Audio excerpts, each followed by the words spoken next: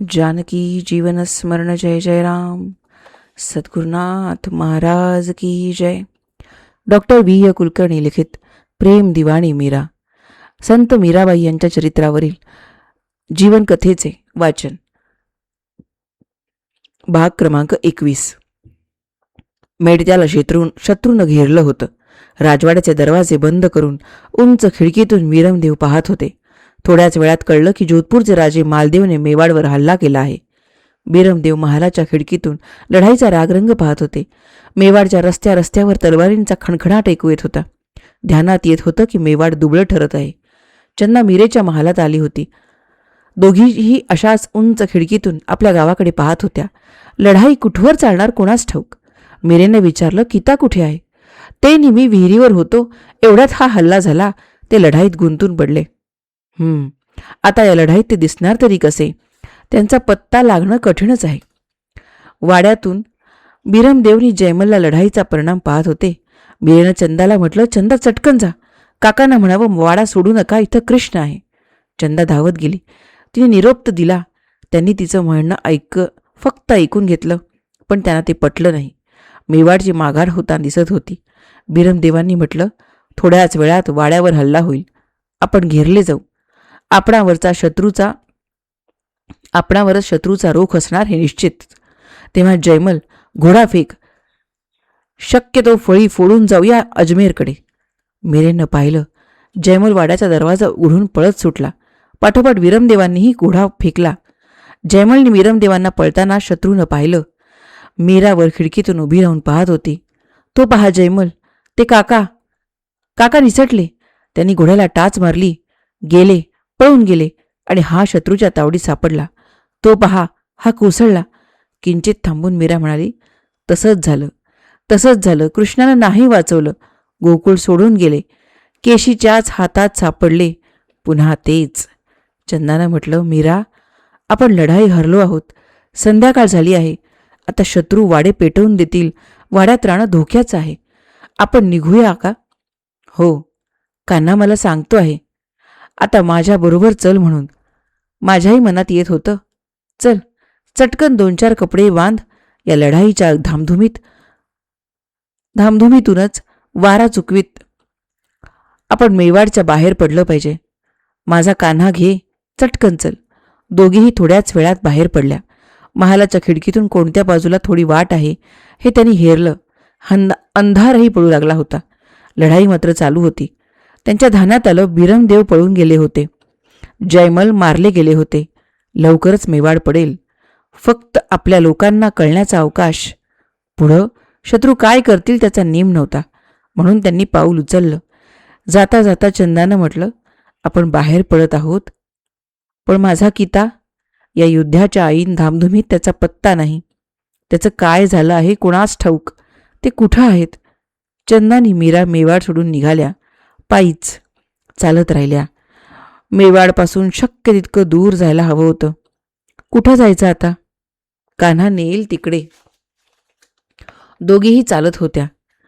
दमल्या, भुकेनं व्याकुळ झाल्या.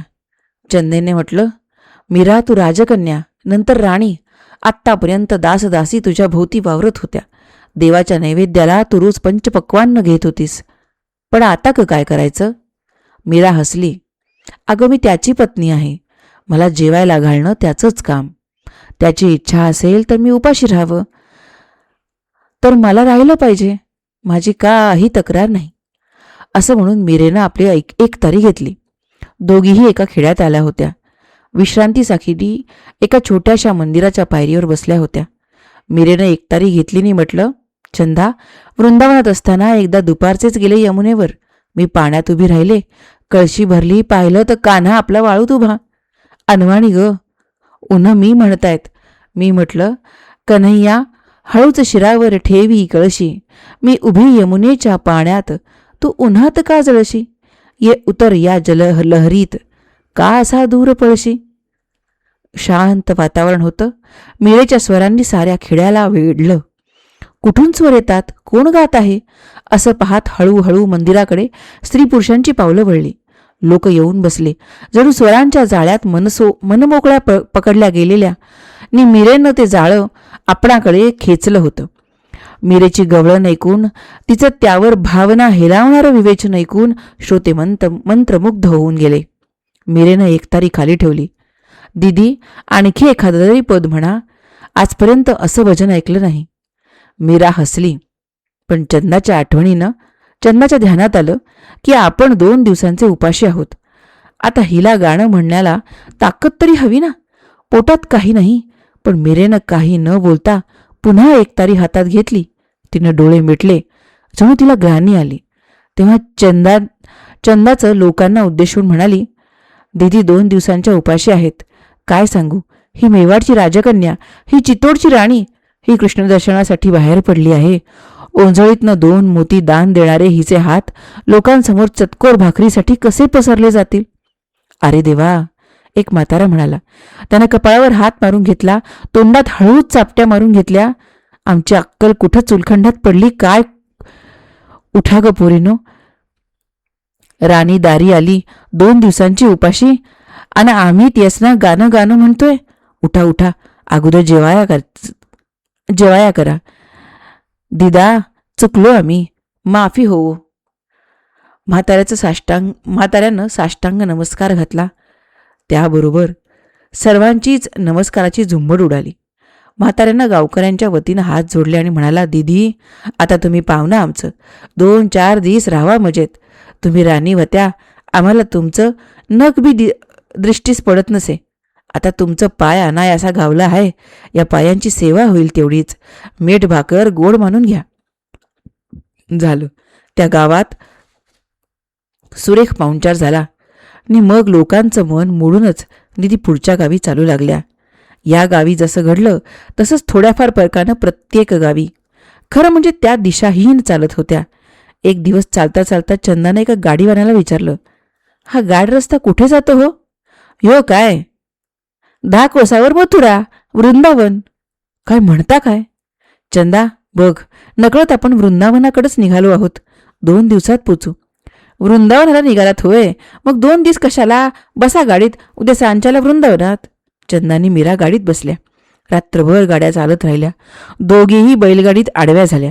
सकाळी उन्हं पडली तेव्हा त्या उठल्या. सूर्य कासराभर वर आला होता. ताई, उतरा आता, हेच वृंदावन. दोघी उतरल्या. गाडीवान चालू लागले. वृंदावन, हेच वृंदावन. माझ्या कृष्णाची पावलं इथं उमटली. मीरा खाली उतरली. तिनं मातीतच बैठक मारली. ती माती अंगावर उडवून घेतली, अंगावर फासली, कपाळाला लावली. त्या मातीवरून हळुवार हात फिरवला. हीच ती माती. चंदा, चंदा, या मातीवर माझा कान्हा नाचला, खिदळला. या मातीवर त्याची पावलं उमटली. बाई ग, या मातीचा स्पर्श मला गंगाजळाहून अधिक पवित्र वाटतो. चंदा, तुला माहिती आहे का, कृष्णानं हीच माती खाल्ली होती. मीरा बोलत होती, खूप खूप बोलत होती. त्या मातीवर ती थैथै नाचली. तिने एका हातानं आपली एकतारी उंच धरली, दुसरा हातही असाच उंच घेतला आणि उलट सुलट गिरक्या मारत नाचू लागली. माझा गिरधर गोपाल, दुसरा नसे कोणी, मी गिरधर गोपालाची असे प्रेम दिवाणी. चंदा मनाशी म्हणाली, ही प्रेम दिवाणी आहे, मी नाही का? हिचा कान्हा इथंच नाचला, कन्हैयाची पावलं इथं उमटली, म्हणून ही प्रेम दिवाणी नाचते आहे. पण माझ्या किताची पावलं कुठल्या मातीवर असतील कोणास ठाऊक. ही प्रेमदिवाणी नाचते आहे, पण मी प्रेमदिवाणी रडते आहे. वृंदावनात 4-2 दिवस मीरा चंदाला नुसती हिंडवीत होती. अगं, हे सारं माझ्या ओळखीचं आहे. अगं बाई, पण हे वृंदावन किती बदलून गेलं आहे. इथले रस्ते बदलून गेले आहेत, घरं बदलली आहेत. आता ही इतकी मंदिरं झाली आहेत, त्यावेळी नव्हती. चल चल, तुला माझं घर कुठे होतं ते दाखवते. मीरानं चंदाला एका रस्त्यावर नेलं. इथं मी राहत होते. ईश्य, या वृंदावनात आता ओळख पठावी असं काहीच राहिलं नाही. हां, अजून त्यावेळची वडाची झाडं आहेत. या रस्त्यानं पुढं गेलं ना की कुंजवन यायचं. माझ्या कितीतरी आठवणी आहेत त्या कुंजवनातल्याच. दोघी कुंजवनाकडे गेल्या. आता तिथं काय होतं, ते कुंजवन पार बदलून गेलं होतं. पण तिथं झाडी होती, वेली होत्या, अजूनही दाट सावली होती. मीरेनं म्हटलं, चंदा, इथं आम्ही खेळत होतो. या पलीकडच्या वटवृक्षावर आम्ही झुला बांधला होता. मला झुला भारी आवडायचा. एकदा मी झुल्यावर बसले. कान्हा मागं जमिनीवर उभा राहून झोका देत होता. झुला उंच चढत होता. मला मज्जा वाटत होती. मी हसत होते. कन्हैयानं एकदम झुला मागून धरून ठेवला. सोडलाच नाही. झुल्यावरून माझा तोल पुढे गेला. मी पडले. लागलो नाही, पण मला राग आला. रडत बसले खूप वेळ. चंदा मग कान्हा जवळ आला. माझ्या शेजारी बसला. त्यानं शेल्यानं माझे डोळे पुसले. मग मी खुदकन हसले. इथंच, या इथं, असं म्हणत ती काही वेळ त्या कुंजात धावत सुटली. या झाडाभोवती त्या झाडाभोवती फिरली. हात लांब पसरून गोल गोल फिरली आणि एकदम गंभीर झाली. मटकन खाली बसली. मुसमुसू लागली. मुसमुसत म्हणाली, चंदा, चंदा, आता या कुंजवनात माझा कान्हा कुठं आहे? माझा कान्हा कुठं आहे? हे शीतल कुंज जाहले पुंज आगीचे, होरपळून होई हुरडा. मीरा तळमळू लागली. चंदानं तिला जवळ घेतलं. हळूहळू ती तिला निवासस्थानाकडे घेऊन निघाली. मीरा काही बोलत नव्हती. ती कशी बशी पावलं टाकत होती.